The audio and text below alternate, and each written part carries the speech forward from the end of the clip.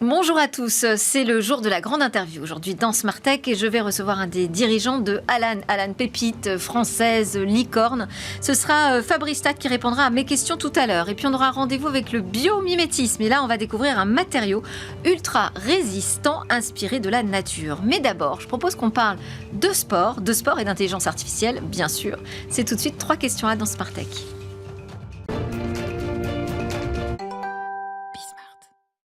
Alors, notre sujet aujourd'hui, c'est l'intelligence artificielle et son apport dans le sport. On a bien parlé de la data, on voit un peu plus à quoi ça pourrait ressembler avec l'intelligence artificielle, mais on va creuser ce sujet avec un géant du numérique qu'on retrouve derrière quelques-unes des plus grandes organisations sportives du monde. Bonjour Julien Grouès. Bonjour David. Vous êtes le directeur général d'AWS pour l'Europe du Sud. Alors, quand je dis quelques-unes des plus grandes, qu'est-ce que vous avez comme organisation sportive qui compte sur vos infrastructures et vos technos d'IA ? On travaille avec l'ensemble de l'écosystème sportif, les fédérations par exemple, donc la NFL, la Fédération française de tennis, les équipementiers, Decathlon, Nike ou Adidas, les diffuseurs, donc TF1 par exemple en France sur la Coupe du Monde de football ou avec Eurosport, et puis ensuite de nombreux autres acteurs comme Strava qui sont des plateformes pour les gens qui courent ou qui font du vélo. Ok, alors je disais qu'on voyait à peu près à quoi pouvait servir la data, la donnée sur le sport, sur la performance sportive. Qu'est-ce qu'elle apporte l'intelligence artificielle de plus ? Qu'est-ce qu'elle apporte dans le sport ? Il y a vraiment 3 grands sujets, je pense, pour le sport et l'utilisation de l'intelligence artificielle. La première, c'est l'amélioration des performances. Donc que ce soit la performance d'un club ou d'un athlète. La deuxième, c'est l'engagement du fan. Vous avez de nouvelles informations à votre disposition. Et la troisième, c'est l'attractivité des événements. Donc comment mieux monétiser un stade ou un événement ou une diffusion télé. Donc c'est les 3 grands sujets aujourd'hui. Mais ça part de la donnée. Quand on parle d'intelligence artificielle, alors on parle de quoi ? Qu'est-ce que ça change entre l'ère du big data avant l'IA et l'ère de la data avec l'IA ? Alors c'est une continuité. Mais si je prends l'exemple de Ferrari et Formule 1. Ouais. Une Ferrari au Grand Prix de Bahreïn, c'est 1 million de points par seconde. C'est impossible à traiter indépendamment de l'intelligence artificielle. Mais une fois que vous collectez cette donnée, vous pouvez faire une analyse en direct pour les ingénieurs pour améliorer les performances. Vous pouvez les envoyer aussi aux diffuseurs et aux fans. Donc cette donnée, elle est traitée par l'intelligence artificielle. C'est aussi l'Olympique de Marseille qui utilise la donnée pour faire un suivi médical de chacun de leurs joueurs et avoir ensuite un entraînement personnalisé. C'est un stade qui va gérer la billetterie pour maximiser les recettes. Tout ça, c'est aujourd'hui géré par l'intelligence artificielle. Mais vous avez raison, il n'y a pas d'intelligence artificielle sans données, et c'est là où on voit l'intérêt pour le sport. Et quel type d'intelligence artificielle ? On parle de Alors, quel type d'IA ? Du machine learning classique jusqu'à l'intelligence artificielle générative. Aujourd'hui, par exemple, la Bundesliga utilise l'intelligence artificielle générative pour créer des résumés automatiques des matchs et les diffuser en fonction du profil de chacun des fans. C'est une expérience personnalisée qui est absolument incroyable. Et alors, pour l'instant, ce sont des expérimentations, ces expériences personnalisées. Quand est-ce qu'on va passer à l'échelle Alors aujourd'hui, on va vraiment tous profiter de cette nouvelle façon de regarder le sport ? Aujourd'hui, c'est en production. Quand vous regardez la Formule 1 et qu'on prévoit le passage au stand, c'est en production. Quand vous regardez le tournoi destination et vous voyez la probabilité d'une transformation, c'est en production. Donc aujourd'hui, c'est pour ça que c'est extrêmement intéressant pour nous de travailler dans le sport. Mais c'est pas personnalisé sur l'expérience du fan, ou des fans, une expérience personnalisée. Pour l'instant, ça, on n'a pas d'exemple. Alors en France, concret. on n'en a pas encore de grands exemples. Alors il y en a sur certaines applications mobiles. Il y a aussi une très très belle start-up française qui permet de visualiser des matchs dans des lunettes augmentées, qui permettent de suivre. Vous choisissez le joueur que vous voulez suivre sur un terrain de foot, ça vous dira la vitesse, la distance du but. Donc il y a des expériences comme celle-là. Et ensuite, sur les applications mobiles, il y a des expériences aujourd'hui complètement personnalisées. L'application de Ferrari, la FanApp, qui est d'ailleurs développée sur AWS, permet d'avoir un suivi personnalisé en fonction du coureur, pilote. par exemple, Exactement. on suit, oui. Exactement. D'accord. Donc c'est absolument fascinant en ce moment. Et ça va pas, ce sera ma dernière question, j'avais dit 3, j'abuse un peu. Ça risque pas de défaire le sport collectif et de le transformer en sport individuel, en sport qu'on consomme chacun individuellement ? Alors je pense pas, je pense que c'est le contraire. Je pense que ça va nous apporter de nouvelles expériences qui vont au contraire nous regrouper.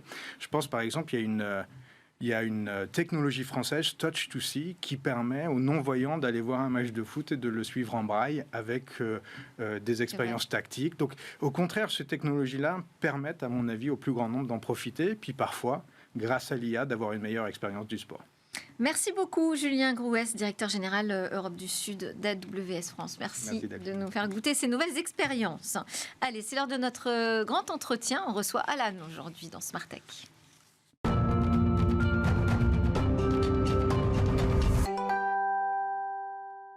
Grand entretien aujourd'hui avec Fabrice Stade. Merci beaucoup d'être avec nous. Vous êtes le directeur général de notre pépite française. On est très très fiers d'Alan. Alan en France, en tout cas vous dirigez Alan en France.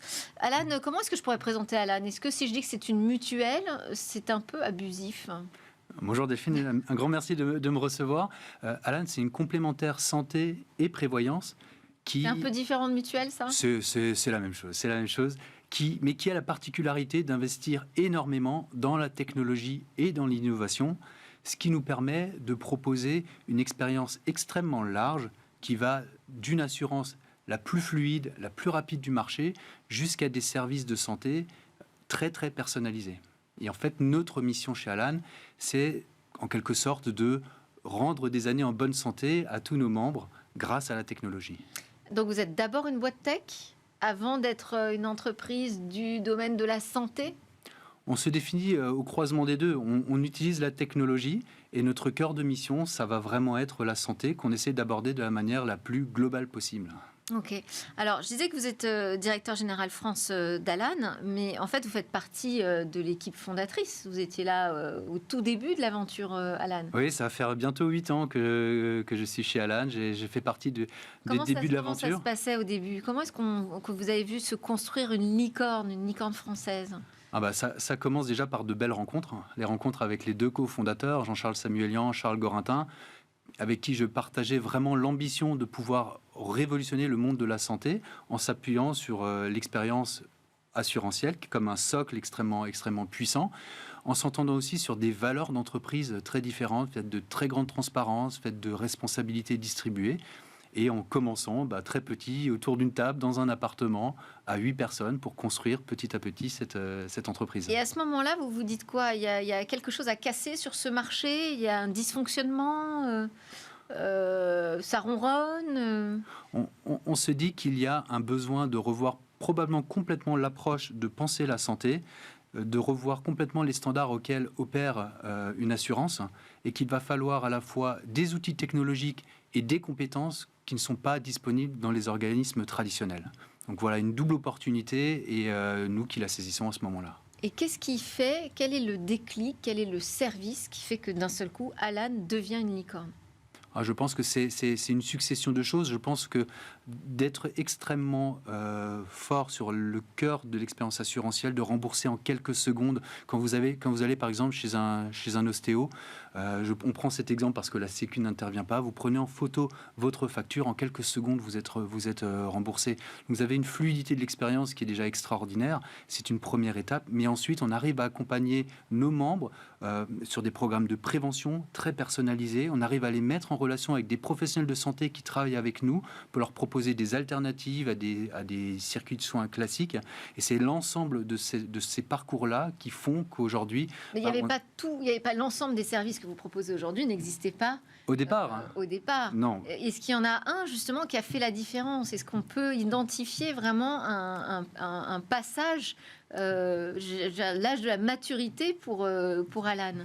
Je pense qu'un élément important dans notre développement était notre capacité de proposer cette clinique Alan, où on a quasiment une centaine de professionnels de santé qui arrivent à avoir des conversations, à donner des premiers avis, des premières indications. Ce n'est pas une consultation, mais c'est un premier avis médical à toutes les personnes qui sont couvertes chez nous. Qu'est-ce que vous appelez la clinique Alan? La clinique Alan, c'est sur votre téléphone. C'est pas une vraie clinique, hein? C'est pas une clinique physique, ouais. Mais par exemple, vous êtes le dimanche soir, vous avez un enfant qui semble avoir un petit problème, vous ne savez pas quoi faire, impossible de trouver un pédiatre évidemment à cette heure-ci. Vous pouvez prendre une photo d'une rougeur, de quelque chose qui arrive à votre enfant, l'envoyer sur la clinique, et 7 jours sur 7, vous avez des médecins qui peuvent vous répondre, vous dire c'est très grave de filer aux urgences, ou au contraire, vous pouvez attendre le lendemain matin, essayer d'appliquer une petite pommade. Donc c'est ce type de conversation-là que l'on met à disposition de nos membres et qui simplifie beaucoup la vie et qui, par ailleurs, désengorge aussi le système de santé, parce que nos membres nous disent que dans un cas sur deux, ils ne vont pas voir le médecin une fois qu'ils ont consulté, alors qu'en fait, ils y seraient allés sinon. Il y a peut-être là une nouvelle marche qui va être franchie, puisque vous avez décroché le marché de l'Assemblée nationale. Vous allez désormais pouvoir couvrir les collaborateurs parlementaires. Comment est-ce que vous avez obtenu ce marché? Est-ce que c'est compliqué de rentrer dans ce type de marché? C'est un marché public? Ça suit les règles effectivement des marchés publics. Ça s'inscrit finalement, et on est très honoré de pouvoir couvrir les collaborateurs parlementaires de nos députés. Ça s'inscrit dans une année 2023 extrêmement dynamique où on a passé la barrière symbolique du demi-million de personnes que l'on couvre. Ouais. Et l'Assemblée nationale, effectivement, a été une de nos belles victoires de cette année, mais qui s'inscrit dans un mouvement qui fait que notre solution devient très pertinente pour des petites boîtes de technologie, mais également pour des grands groupes ou des grands organismes qui ont des problématiques complexes. Et puis pour nous, c'est aussi la première étape d'un parcours au sein de la fonction publique, puisque les agents du service public vont être couverts demain de manière très différente d'aujourd'hui. Il y a une grande révolution avec des appels d'offres très grands qui sont organisés. C'est une opportunité encore nouvelle là, qui s'ouvre. C'est une opportunité nouvelle et on est convaincu qu'Alan a la capacité aujourd'hui d'accompagner les administrations publiques à la fois dans la gestion de cette complémentaire santé d'un genre nouveau pour elles, et pour accompagner les agents publics au quotidien. Mais est-ce que ça vous demande une adaptation particulière en interne? Là, maintenant, vous avez ce marché nouveau des collaborateurs parlementaires, par exemple. Est-ce que vous allez devoir adapter vos services? Qu'est-ce que ça change? On a déjà la capacité pour les grandes entreprises ou les grandes administrations, les grands établissements, de pouvoir ajuster notre proposition de valeur à leurs besoins, que ce soit sur des éléments d'adaptation de nos processus opérationnels, sur la nature des communications qu'elles veulent faire, des garanties d'assurance qu'on peut proposer. Donc effectivement, on a avec tous nos prospects des démarches où on vient en profondeur comprendre quels sont leurs besoins pour adapter la meilleure solution. Et dans le cadre de l'Assemblée nationale, c'est exactement ce que l'on a fait, dans des démarches commerciales qui sont un petit peu différentes, avec des appels d'offres qui sont peut-être un tout petit peu plus cadrés, mais pour autant, ça a été toujours notre démarche de pouvoir proposer la meilleure solution en fonction des problématiques qu'on avait comprises. Et alors, où intervient la technologie pour apporter une disruption sur ce marché de la complémentaire santé? Alors, la technologie, elle infuse toutes les parties de la chaîne de valeur. Il faut déjà savoir que chez Alan, on est à peu près 550 salariés. 40% de nos équipes sont dédiées à l'innovation, soit des ingénieurs, que ce soit des product managers, que ce soit des designers. Ça va se traduire déjà par des outils que l'on met à disposition de nos membres qui sont extrêmement faciles d'utilisation. On vient d'ailleurs de pousser une refonte complète de notre application. C'est-à-dire, ce sont des outils que vous fabriquez, que vous concevez maison, en interne, uniquement? Dans l'écrasante majorité des cas, on a tout développé nous-mêmes parce qu'on est obsédé par l'expérience et on pense que c'est en développant tout depuis le début qu'on va pouvoir créer cette fluidité entre une expérience d'assurance, une expérience santé, un accompagnement des équipes RH dans les entreprises. Donc oui, on a tout développé nous-mêmes. D'accord. Et il y a une stratégie aussi de croissance externe chez Alan? Si vous entendez par croissance, acheter d'autres portefeuilles, c'est pas notre approche aujourd'hui. Parce que moi j'entends beaucoup ça. Aujourd'hui, si on veut être une start-up qui passe à l'échelle et qui devient un géant, non pas seulement français, mais européen, voire international, il faut de la croissance externe. Notre approche, elle va être un petit peu différente. On a, l'an dernier, vu une croissance de plus de 40% de nos revenus et on projette la même chose pour l'année prochaine. Pourtant, c'était une année quand même compliquée pour tout le secteur de la tech. C'était pas une année facile. Ouais. C'est pour ça qu'on est fiers des résultats qu'on a réussi à atteindre, d'avoir réussi à convaincre encore plus de gens de nous rejoindre. Mais effectivement, on a une croissance dynamique et on a envie de prolonger cette croissance-là l'année prochaine en s'appuyant à la fois sur les segments de marché sur lesquels on était présent depuis un moment, mais également en accélérant le développement sur d'autres. On a cité la fonction publique, on a les grandes entreprises sur lesquelles on commence à avoir des belles parts de marché. On a également l'international pour nous, avec l'Espagne et la Belgique qui se développent bien. Et notre challenge va être un challenge de passage à l'échelle, en quelque sorte. Comment on arrive, finalement, sur la base des outils qu'on a construits, à servir beaucoup plus de personnes. Plus que de croissance externe, on essaie de construire les outils qui vont nous permettre demain de servir des millions de personnes de la même manière qu'on sert aujourd'hui un demi-million millions de personnes. Et en face de vous, les concurrents, alors ce sont évidemment les autres complémentaires santé en France, à l'international également. Mais est-ce que vous diriez que les GAFAM sont des concurrents ? On voit que le sujet de la santé intéresse énormément de personnes et c'est une très bonne chose parce qu'on voit aujourd'hui les difficultés qu'on rencontre sur le système de santé. Sur le marché français, en tout cas, on n'a pas forcément encore vu les GAFAM venir avec des offres assurantielles. Et si on se concentre sur... on les voit beaucoup capter de la donnée de santé. Oui. Et on imagine que demain, ça pourrait servir justement des nouveaux services assurantiels. Certainement, et c'est probablement ce qu'ils vont continuer de faire. Nous, la conviction qu'on a, c'est que notre modèle intégré qui arrive à accompagner nos membres sur toute la chaîne, qui va de la prévention au remboursement jusqu'à la mise en relation professionnelle de santé, a énormément de valeur. Et c'est ce modèle intégré qu'on veut continuer de construire. Et aujourd'hui, c'est ce modèle qui nous distingue beaucoup de tout le reste du marché. Parce que ça nécessite une connaissance quand même pointue du marché assurantiel. Oui, c'est ça que vous nous dites. Exactement. Pas que de la data. Pas que de la data. Ça demande de comprendre le marché de l'assurance. Ça demande de comprendre en finesse le système de santé dans lequel on opère. Et puis, encore une fois, de réussir à rendre toutes ces expériences très fluides. Français et particulier. Qui doivent être faciles, effectivement, à pénétrer quand on est un acteur américain. Ouais. Alors après, j'imagine qu'il saurait faire, mais effectivement, il y a un système de santé en France qui n'est pas du tout le même que celui qu'on rencontre dans d'autres pays. Et encore une fois, il y a une vraie difficulté à réussir à créer des expériences qui arrivent à emmener les personnes dans des démarches globales. Et c'est ça qui fait la beauté de ce qu'on a réussi à construire. Et qu'est-ce que vous prévoyez là comme nouveauté technologique ? On est extrêmement investi dans l'intelligence artificielle. Ça fait plusieurs mois déjà qu'on laboure en profondeur ces sujets-là. Mais pour en faire quoi ? Alors, beaucoup de choses. Aujourd'hui déjà, si je peux vous donner 2 exemples, les médecins qui travaillent avec Alan, on leur donne un copilote aujourd'hui déjà pour qu'ils puissent rassembler plus facilement de l'information. Alors quand vous dites un copilote, c'est un outil. Le copilote, c'est une marque aujourd'hui dans l'IA. Oui. C'est le service de Microsoft. C'est pas ça, c'est pas de ça dont je veux parler. Non, ChatGPT. Donc c'est pas ça dont vous parlez. Non, c'est vraiment pas cette techno-là. C'est un assistant. Un assistant. J'espère que c'est pas une autre marque de Microsoft. Un assistant qui va leur permettre de rassembler plus facilement de l'information, nos kinés de préparer des plans de prévention spécialement ajustés aux réponses aux questions que nos membres leur ont données. Donc c'est déjà un outil extrêmement puissant. Et puis dans toute la gestion de nos remboursements, si aujourd'hui on est en capacité de rembourser en quelques secondes, c'est aussi parce que les derniers langages qui sont sortis sont très très bons, pas nécessairement pour lire un document, ça on savait le faire avant, mais pour interpréter des caractères, ce qui fait qu'en quelques secondes, on est capable de lire un document, on est capable de regarder s'il n'y a pas des patterns de fraude potentiels, et puis de déclencher un remboursement. Donc des cas d'usage très concrets, mais on est vraiment que tout au début de la révolution que va entraîner l'intelligence artificielle. Alors vous avez une formation de polytechnicien et vous avez commencé dans la fonction publique. Oui. Et puis vous avez même travaillé avec Roselyne Bachelot sur les sujets de la dépendance. Est-ce que aujourd'hui, il vous semble que les politiques publiques sont adaptées à cette nouvelle ère du numérique en matière assurantielle, prévention santé ? Je pense qu'on voit tous les grandes problématiques auxquelles sont confrontés les pouvoirs publics. Ils ont déjà un problème d'accessibilité à l'offre de soins. En fait, il y a quasiment un Français sur 2 qui vit dans un désert médical aujourd'hui. Oui. Des difficultés de financement qui sont celles qu'on connaît. Et quand on prend un peu les annonces qu'on a eues au cours des dernières semaines, on se doute que ça ne va pas aller en s'améliorant. Donc je pense qu'effectivement, ils sont encore un petit peu loin de pouvoir même s'adresser et adresser ces sujets-là.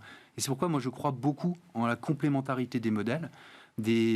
À notre niveau, on essaie justement de créer ce partenaire santé qui vient accompagner dans des démarches de prévention, dans de la mise en relation avec des professionnels de santé de façon un peu alternative. Donc on essaie de créer ces parcours-là et je pense qu'il y a un très fort complément entre un socle public extrêmement large et puis des innovations qui sont portées probablement par d'autres acteurs. Et vous n'avez pas besoin de davantage soutien, vous, de la puissance publique on a toujours besoin de soutien pour déployer des services spécifiques autour de la complémentaire santé, par exemple, peut-être des mesures réglementaires. Il faudrait changer. il y a effectivement quelques mesures réglementaires qui pourraient peut-être contribuer à déverrouiller encore le marché spécifiquement de l'assurance. Je pense par exemple au fait que les contrats de prévoyance ne sont pas résiliables à tout moment pour les entreprises, alors que la santé l'est à tout moment. Donc ce sont des petites choses sur lesquelles on essaie de travailler. Mais au-delà de ça, je pense qu'effectivement... Ça crée plus d'interopérabilité finalement entre les différents services de complémentaire santé. Ça, pour le coup, ça fera gagner beaucoup de temps aussi dans les entreprises qui ne sont pas là avec des calendriers extrêmement rigides pour réfléchir au bon moment pour elles de changer d'opérateur. Mais si on revient effectivement au pouvoir public, on est en discussion avec eux pour justement faire en sorte que...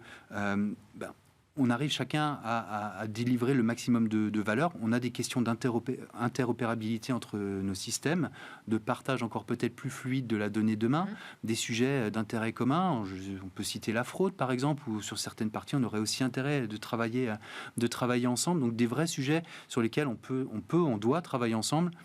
Et d'ailleurs, moi, à titre personnel, je ne suis pas très, très fan des pointages du doigt, comme on peut l'entendre de temps en temps. On nous envoie plus de dépenses, ils sont trop chers en frais de gestion. Je pense qu'il faut vraiment qu'on arrive à travailler ensemble, parce que les challenges que j'ai cités là, accès à une offre de soins de qualité, problématique de financement, c'est notre responsabilité collective, je crois, de les adresser. Ouais. Mais vous êtes identifié comme un partenaire potentiel pour travailler sur ces sujets aujourd'hui ? On travaille, on a des discussions avec les pouvoirs publics, et puis à travers les discussions que l'on a aujourd'hui avec le ministère de la Santé, avec l'économie, avec le ministère de l'économie, on est consulté, bien sûr. Non, les discussions sont là, et on essaie de faire avancer ensemble un certain nombre de sujets. Et puis encore une fois, il y a la possibilité aussi de couvrir les agents de ces ministères-là. Donc c'est aussi pour nous l'opportunité aussi de pouvoir démontrer auprès de ces populations-là la valeur d'un modèle un petit peu différent. Alors, Fabrice Stade, je vous propose qu'on passe à l'interview express. Donc, ça va être des questions assez binaires. Parfois, je vais reprendre un petit peu de ce qu'on a dit au départ, mais c'est pas grave parce qu'on pourra l'écouter de manière isolée. Alors, oui ou non, les GAFAM sont des concurrents dans la protection santé des Français ? Je dirais probablement oui, et c'est heureux, c'est une bonne chose. Pourquoi ? Parce qu'on a besoin, je pense, d'innovation sur ce secteur-là, et je pense que l'innovation des uns pousse l'innovation des autres. Alors, vous êtes pour ou contre l'utilisation de l'intelligence artificielle pour personnaliser notre couverture santé ? Pour, à condition que ce soit fait dans des bonnes conditions. Il ne s'agit pas d'aller faire de la personnalisation en fonction de ce qu'on perçoit être l'état de santé des personnes. Mais si on comprend qu'il y a des besoins spécifiques parce que vous avez des enfants, parce que vous avez peut-être des problèmes de santé un petit peu différents, bien sûr qu'il faut s'en servir. Alors, je vais vous demander un vrai ou faux. C'est pas vraiment un vrai ou faux, mais Alan, en tout cas, les fondateurs d'Alan sont partie prenante de l'aventure Mistral AI. Donc, vrai ou faux ? Ça donne un avantage d'accès privilégié au grand modèle de langage de Mistral AI. Alors, ça donne un accès privilégié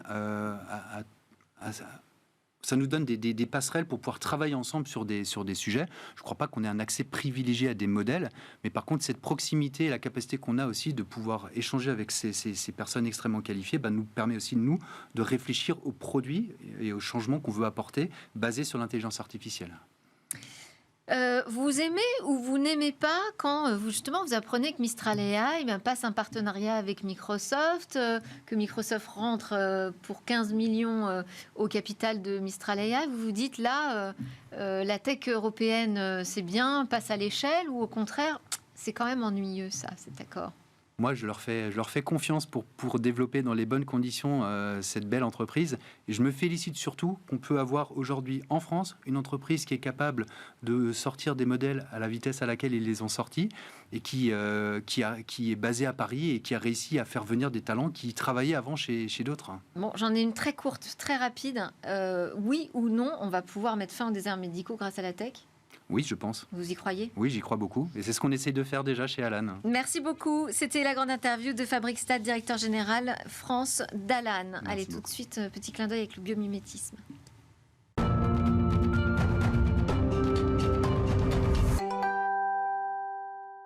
Allez, c'est notre clin d'œil, j'aime beaucoup, avec le biomimétisme. Bonjour Quentin Amsalem.